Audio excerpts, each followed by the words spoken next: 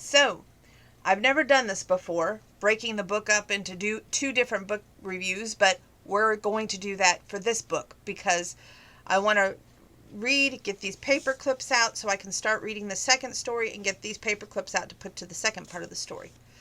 Anyway, of course, as I told you before, this is her Cowboy Proctector, and the two authors are Pamela Britton and Kathy Gillen Thacker, and they were previously published as The Ranger's Rodeo Rebel and The Texas Lawman's Woman. Resisting Her Rescuer. The first story is called The Ranger's Rodeo Rebel by Pamela Britton. Under the guise of taking over her family rodeo act, former Army Rangers... Let's start that again. Under the guise of taking over the family's rodeo act, former Army Ranger Chance Reynolds is actually home to protect their Star Trek writer, Carolina Carruthers, from her ex. Keeping an eye on the fearless blonde isn't enough. Keeping things professional, that's even tougher. As life on the rodeo trail draws them closer, what started as a short-term arrangement is becoming something more. Can Chase convince Caro that they should team up forever? And it is a darn good book. It's going to end up with a high rating before I even share any pages with you. I was highly impressed. One of my favorites, and we're going to read the little preface before we get to the paper clips, just like we always do.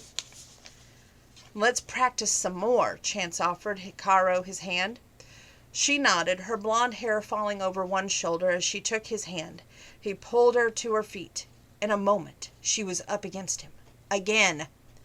Damn! If she had any idea how it tortured him to have that pressing against him like she was, well, suffice it to say, she'd probably call off the rest of their self-defense lesson. Remember, he said into her ear, step, wedge, thrust. He didn't give her time to comment, just wrapped an arm around her. She didn't hesitate this time, shoving her leg between his own, thrusting back, using such force that he didn't even have time to fake falling down. He loved the way her eyes lit up with triumph. That was easy, she grinned. Let's do it again. It was all that he could do not to lean down and plant a kiss upon her lips. Ah. Well, anyway, let's start reading this book together. The first paperclip here. Page 11.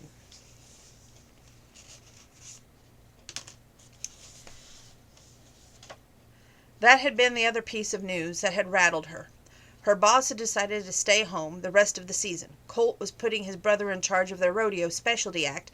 Chance Reynolds was the guy's name, a man who's been out of the business for years, and yet Colt thought he'd better be suited to take over. Not fair. She'd been around longer. She'd put in the years of blood, sweat, and tears, not Colt. And the galloping girls, but with another team? She'd even take over when her friend Samantha had decided to run off with that movie star boyfriend. Why Colt had decided to put some former Army Ranger in charge was beyond her, but it has obviously bummed her out. Keys, she reminded herself. She wouldn't be able to go home and sulk unless she found her keys. The walk to the main barn was a short one. The horses in the stalls hung their heads out to greet her. Harvonians, Trankers, and other imported warm bloods mixed their occasional thoroughbred. They peeked out and curiously peeked their ears toward her as if asking for food. Not yet, guys, she said. Carolina kind of understood why Colt had decided to sit out the rest of the rodeo season, and his wife, Natalie, a famous hunter-jumper rider with a waiting list of people waiting to train with her, was about to have a baby. The doctor had recently grounded her. Colt wanted to help be around the baby when it came. Someone needed to keep riding all the horses. And that was Colt. Carolina didn't blame him. She just couldn't stand the idea of some flatlander telling her what to do, and it made no sense. At the far end of the barn, near a patch of sunlight that nearly blinded her, was the office. Its fancy French doors closed, and she said a silent prayer heavenward and turned the handle. It didn't move. She rattled it some more, just in case, jiggling the door so hard that dust fell from the sill up above. The door wouldn't budge. Okay, fine. Up to the apartment she would go. No big deal. When she got home, she'd pour herself a nice big glass of wine, maybe even a bath. It'd been forever since she had one of those. The stairs to the apartment were outside at the back of the barn. It was a steep climb, and that her heart was thumping from the exertion of taking the steps 2 at a time. but her reward was the handle that slid down easily. Carolina released a breath of relief, but it was all about to dive forward that a man stood in front of her. A tall man with black hair and green eyes and a face that resembled her boss. So much she knew in an instant who he was. Chase Reynolds. And he was naked. That part's kind of funny. We're going to start on page 16 again. Home to babysit the woman in front of him. Because that's what it boiled down to. Truth was, his brother had been more worried about his rodeo trick rider, really worried, concerned enough that he put Chance in charge of the rodeo act. Caroline had been acting funny too, Colt had told him, like locking her keys in her truck and forgetting portions of her routine. His brother had a feeling there was more to the breakup with her ex than she let on. He was pretty sure that she was being stalked, not that she'd tell anyone anything. Typical cowgirl. They all thought they could handle anything without a man's help. Thanks, but that's okay. She took a deep breath and thought, though she was tiny, she tried to keep herself look 10 feet tall by standing up straight. I can wait outside. She turned to leave. He cleared his throat. I bet I can open the door of your truck long before a tow service gets here. She paused with her hand on the door. No, you can't. Yes, I can. Breaking into vehicles had been part of his military training. That and a few other things that she did not need to know about. 60 seconds, maybe less. You think? Just give me a knife. A knife? That's all I need. She didn't look convinced. There was some utensils in the kitchen drawer, I think, if you really want to give it a try. Try? Army Rangers didn't just try, they did. He moved forward. Chance Reynolds. She wiped her palm on the front of her jeans before saying, Carolina Carruthers. She shook his hand. She couldn't take her eyes off that chest, and the sight of her blushing embarrassed was so clearly uncomfortable it gave him an odd sort of pleasure it shouldn't. He wasn't in the back in the States to get involved with anyone. In a short time he'd be back over there, the Middle East again, as a private contractor. Besides, relationships with cowgirls just weren't his thing. He'd gone that route before during high school rodeo days, and they were too independent for their own good. Drove him nuts. I'll meet you downstairs. She backed away and spun and exited the door like a horse bolting for the barn, which he supposed, in a way, she was. Carolina Carruthers. He tasted the name on his lips. She wasn't what he expected at all. The Carolina from the website had looked pretty enough, and he figured she'd be loud and crass and obnoxious. A cowgirl in overalls, a cowboy hat, and a piece of straw hanging out her mouth. Carolina was shy and innocent, and yes, pretty. And he listened to her feet fly down the steps. He couldn't decide if that was a good thing or bad.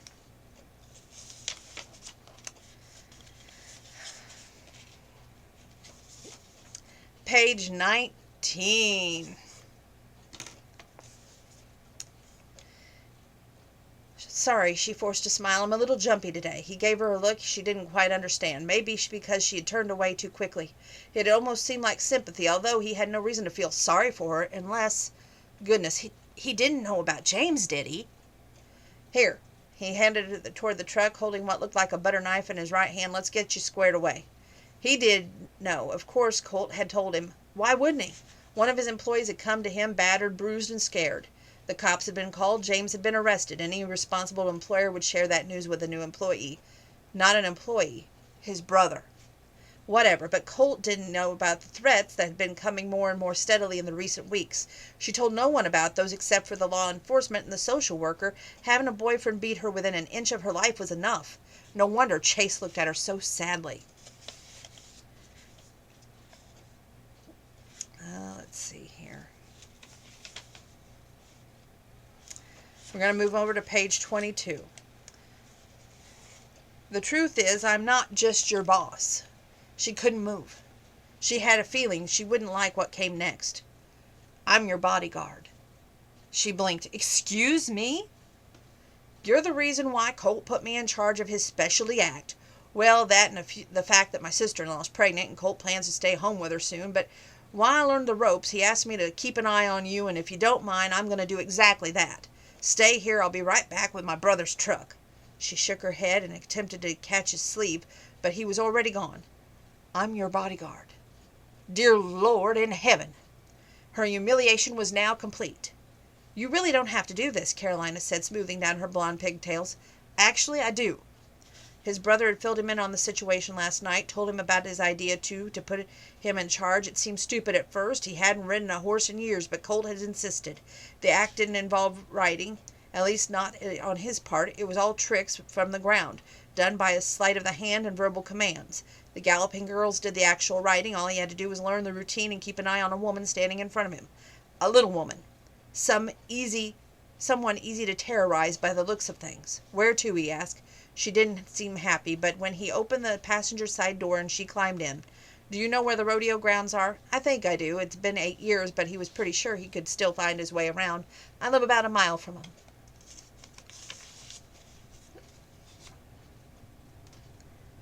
Okay.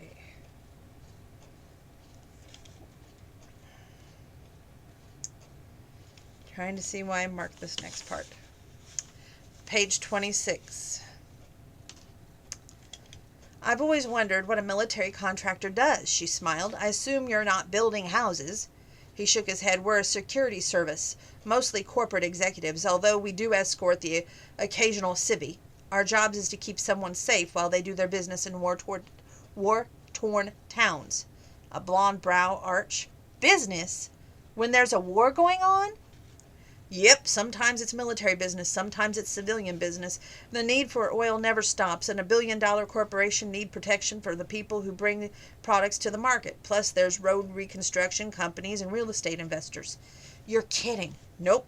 War or no war, life goes on. She lapsed into silence, and he let her contemplate his words. A lot of people had no idea what it was like over in the Middle East. All they saw was the hits on TV, 5 minutes of chaos followed by days, sometimes weeks of normalcy. Well, as normal as life in a war-torn country could be. In those moments, people tried to get on with their lives, business tried to regroup and recoup. It wasn't as if life stopped. The corporate machine kept moving. This is it, she said, interrupting his thoughts. Turn here. He followed her directions, turning down a street with a 2-story apartment complexes on both sides. Thank you, she said, pulling up in front of the building. Not so fast. He shut off the engine. I'm walking you to the door. She shook her head, the twin braids sliding behind her shoulders. There's no need. He's not here. If he was, we'd see his truck parked down the road. Has he done that before? He saw her eyes flicker. Not lately. He had a feeling that not lately meant not within the last few days. She'd been putting on a brave face, but her eyes conveyed the pictures in her mind. I'm still walking you to the door, he said, slipping out of the truck, and I'll be by here tomorrow to pick you up around 10. Her forehead wrinkled as though she wanted to argue, but she nodded just the same and then slid out of the vehicle. She walked ahead of him as she crossed down the tiny grass hill separating the road from the apartment complex. I'm the second one on the left, she explained, the bottom floor, which was why they didn't see it at first. Bitch. She stopped in her tracks. He did too. Her front door was been a shield from their view by her neighbor's tiny porch. The word had been spray painted in red, only visible from a certain angle. Son of a... She didn't finish what she wanted to say, but there was no need. She froze, her eyes, hands clenching and unclenching, and what emotion did he see on her face? Dismay? Disgust? Rage? Maybe a combination of them all. You're staying with me, he said firmly. Yes. She turned to face him. To his surprise, tears glinted in her eyes. The sight kicked him in the gut. And I'll stay at the ranch too, if you don't mind. Page 33. Everyone has their own cross to bear, he said softly. She gulped at the kindness and understanding in his eyes. She forced her gaze away, and out the window they were out in what Carolina used to call the boondocks back when she was growing up. The town of Villa del Caballo had faded into tiny ranches, or wannabe ranches, as Carolina called them, single-story houses surrounded by white fences and small arenas. She glanced behind them again. Still no 4x4 in sight. We're not being followed, Chance said. She jerked her around so fast her braids nearly hit her face. How do you know? Simple. He glanced at her quickly, the line of his jaw so strong and masculine she swallowed. I doubled back. And when we were in town. He had. Good heavens. She hadn't even noticed. You should get in the habit of that too, he said in a matter-of-fact tone. Pick a street you know is not a dead end, one that will allow you to double back. If someone's following you, they'll take the same route, and you'll know it's a bad guy because nobody's going to do circles for no reason. She nodded. And don't assume he'll be in his truck either. She glanced at him sharply because that's exactly what she'd been looking for. He could change vehicles. He rested his wrists on the top of the steering wheel in a manner of complete ease. She supposed compared to driving in a war zone, her situation must seem like Disneyland to him. And if you are being followed, don't let on that you know. The worst thing that you can do is speed up and try to outrun him. What do I do? Call 911. Head to the police station. The man's not going to follow you there, not unless he's stupid. She hadn't really thought about that. Yipes. If you aren't paying attention, Chase continued, and you notice he'd follow you to the ranch, don't worry too much. Just come on inside. He's not going to come down our road, and if he does, I'll take care of him. What about Natalie's clients or Claire's? What if he somehow sneaks into them? What if he hides out or waits until I'm alone? Claire ran a canine rescue not far from where Colt lived. Natalie ran a successful horse-jumping business, and there was no telling who might accidentally let James in, if it came to that. Carolina doubted he'd come after her like that, though. He was simply mad. She turned him in. It made him feel like a big man to terrorize her, and he was succeeding, and that made her angry all over again. No man should ever have that kind of power over a woman. I'll have Claire call her clients tonight and explain what's going on. Oh, great. I'll ask Natalie to take precautions with her clients, too. So the whole family would know now what an idiot ex-boyfriend she had. Terrific. Bitch. Her skin prickled as she recalled the red color. She never would have thought he'd go that far. Now that some shock had faded, it made her furious. How dare he deface her property? Granted, it was just a tiny apartment, but she worked hard to get that place, and now her landlord would likely throw a fit, and she'd have to pay to fix it, too. It'll be okay, Chance said, patting her leg, which made her madder, because she wasn't some little girl who needed a pat on the head or the leg, as the case might be. She was a full-on adult who could take care of herself. Then why are you so glad a former Army Ranger is sitting next to you? And why are you so grateful that he'll be with you tonight? And why does the sight of his hand on your leg make you feel all squirmy inside? There were questions she just refused to answer. Prickly. That was the word he used to describe her. Chance pulled his brother's black truck into the parking space and added the word to his list of stubborn, fiercely independent, and dogged. Looks like your brother's back, Carolina said. Colt and Natalie had matching trucks except for their different colors, and they clearly returned from running the errands, and Chance hadn't heard them leave this morning, but which just went to show how completely wiped he'd been from his long journey home. It had been an 8-hour hitch to Europe, and then another 8 hours across the pond, a quick stop on the East Coast where he managed to snatch a nap in the empty hangar only to be headed out again. Less than an hour. All told, he'd traveled 24 hours. He'd gone straight to bed once he arrived home. Not that it helped. He was still bone tired. I'll go on in and talk to him, he said. No, that's okay. I can explain the situation. Yep, independent. He shook his head. We'll go in together.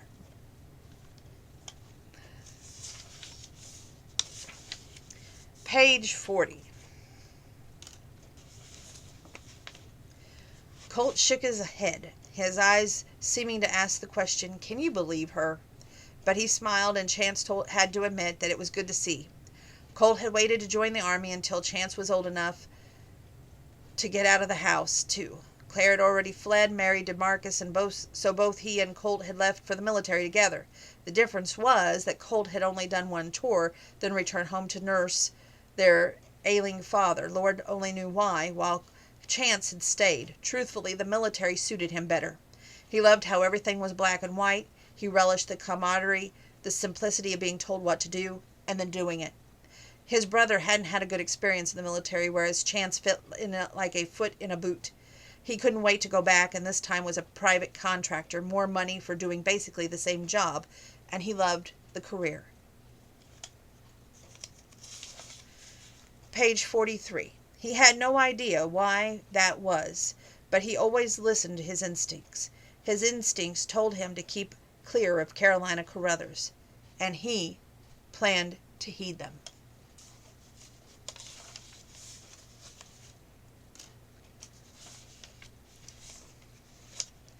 Page 49.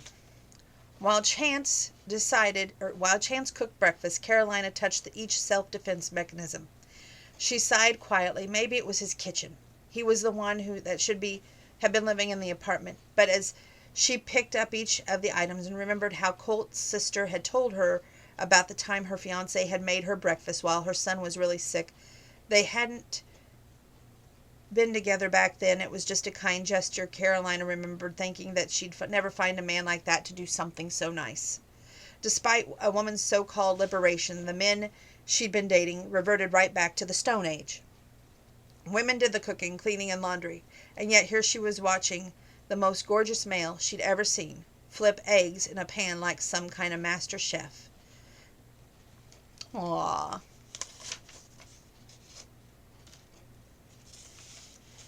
Page 51. Thanks, she said, standing. He grabbed a rag and dried his hands, but when he met her gaze, he seemed to freeze.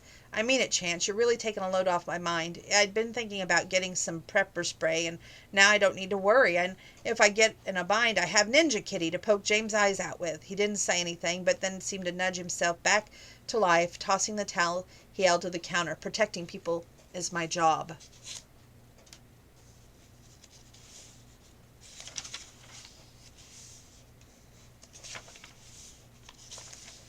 Page 64.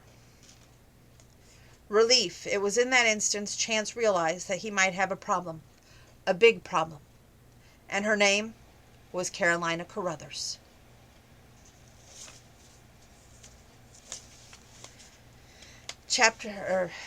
Page 75. He almost kissed her. Carolina was certain of it. Thank God he'd stopped himself. But why had he stopped? It was driving her nuts. It shouldn't. She should be grateful. It was too soon. Way too soon to be thinking about kissing another guy. What was she? Crazy? And he was leaving in a couple months. She couldn't have picked a worse possible man to have a crush on. But a crush on him she did. And she was beginning to think he might have noticed. He hardly said 2 words to her since started the truck and pulled back onto the highway. Had he seen her cheeks fill with color? Had he noticed the way her breathing had quickened? Did he know that she'd become frozen with anticipation as his head leaned toward her own? It wasn't right then. They'd been talking all about her twisted ex-boyfriend, for goodness sake.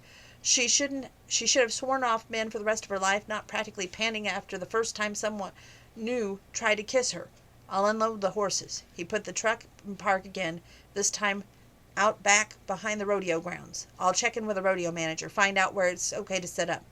He nodded. She waited for him to look at her in the eyes, but when he didn't, tried to not let her disappointment show as she inhaled a deep breath of pine-scented air. What a messed up piece of work she turned out to be. Page 78. Only 3 more paper clips before rating. How was it possible to be so afraid of one man and yet so incredibly attracted to another at the same time? Crazy. He won't come here. The words were more of an affirmation, one she'd been repeating to herself the whole way there. If he does, I'll take care of it. Chance never looked away, and she took this time to examine his face. He looked more like his sister Claire than his brother, with the green eyes, dark hair, but it was an expression on his face that held her attention. She'd never seen such a look of fierce determination, and it was all aimed at protecting her. Frankly, it turned her on.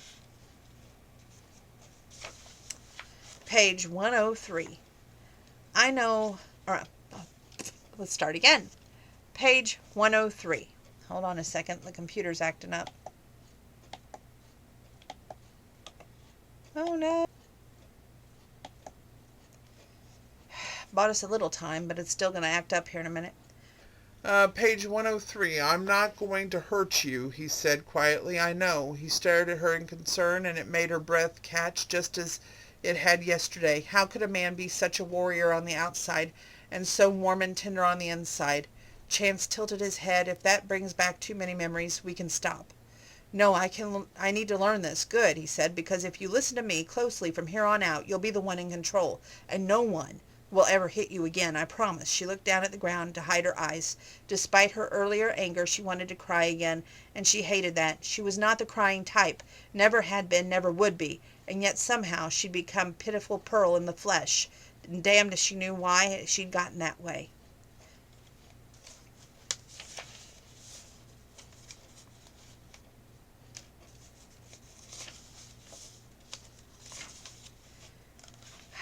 Okay, kids, these are the last two paper clips before I give you something to think on and the rating. Page 108 and 109. She wasn't talking about self-defense. She was talking about her disastrous past, about how she picked the wrong man or the right man at the wrong time. She met his gaze, and she knew he was the latter. Any woman could see that someone as messed up as her. Any woman could see that even someone as messed up as her. Hey, he said, clearly reading her distress. It's okay. You'll catch on. I don't think I'm cut out for this. My mom. She stopped herself, but he caught the words. What about your mom? She shook her head. He scooted closer, using a single finger to turn her chin to face him. What about your mom? Carolina hated the fact that she brought her up, that she was somehow blaming her for her troubles. She'd never been the one to point the finger at anyone, but herself, and she wasn't about to start now. Still, Carolina couldn't escape the need for the truth in his eyes, and she needed to tell him. If only so he would understand how messed up she was. She wasn't the best role model in the world. No, apparently I learned a lot from her. That was an understatement. Different men all the time. Some were nice, some were kind, some were old, and some wanted things no man twice her age should want. Not from her. Don't blame yourself for James. He's exactly the kind of man my mom would bring home, and he's gone from your life. Not yet. But he will be. Would he? These days it seemed as though the bad guys were in and out of jail faster than someone could change a tire, and if it happened, and if James was arrested for assault, and he went to jail, and then got out on bail the next day, presuming he would even make it out to jail, then what then? Who would protect her then? Chase would be Chase, why do I keep wanting to call him Chase? Chance would be long gone. The district attorney had told her it would be months before James went to trial. Suddenly Carolina wished with all her might that Chance wasn't going to leave. Hey! He must have read the fear in her eyes, because his eyes softened. It'll be okay. It would not. Nothing would ever be okay again. She had only to look in his eyes to know that Carolina had fallen for the wrong guy. Again. My question to you, does Carolina and Chance get together? Does James, the bad boyfriend, make an appearance and get his revenge on Carolina for leaving him? And does the baby make it okay into the world? And most importantly, is there a happily ever after? And the only way to find out is to read the book. And the rating? Well, easily to say, the first book in her Cowboy Proctector, which is The Ranger's Rodeo Rebel by Pamela Britton, gets a 20. Must read. So, stay tuned. Your Blonde Bombshell is done for tonight, but what I mean by stay tuned for this weekend. I'll be making more videos. When will I be doing the book review on the second book? That'll be sometime next week. You don't want to miss my book reviews. Love you all. Best wishes. See you later.